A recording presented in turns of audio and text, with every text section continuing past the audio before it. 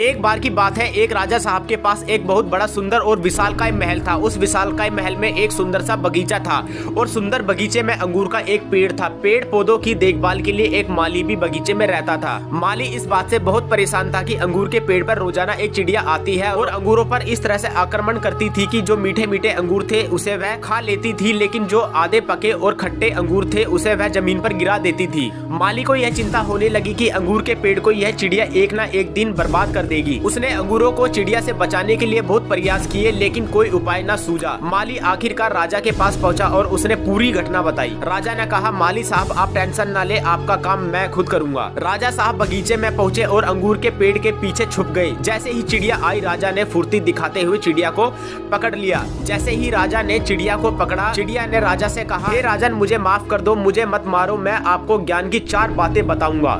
राजा बहुत गुस्से में थे, बोले पहली बात बता, अपने हाथ में आए शत्रु को कभी ना जाने दे। राजा ने कहा दूसरी बात बता। चिड़िया ने कहा कभी भी असंभव बात पर यकीन ना करे। राजा ने कहा बहुत हो गया, चल तीसरी बात बता, बीती बातों पर पश्चाताप न करे। चौथी बात बता, खेल खत्म करता हूँ। चिड़िया ने कहा राजा साहब आप मुझे जिस तरह से पकड़े हुए हैं मुझे सांस लेने में दिक्कत हो रही है, अगर आप थोड़ा सा छोड़ दे तो शायद मैं चौथी बात बता पाऊँ। राजा ने हल्की सी ढील दी और चिड़िया उड़कर डाल पर बैठ गई। चिड़िया ने कहा राजा साहब मेरे पेट में 2 हीरे हैं। अब राजा पश्चाताप करने लगे, उदास हो गए। राजा की शक्ल देखकर चिड़िया ने कहा राजा साहब अभी मैंने आपको 4 ज्ञान की बातें बताई थी। अपने शत्रु को कभी हाथ में आने के बाद छोड़े ना।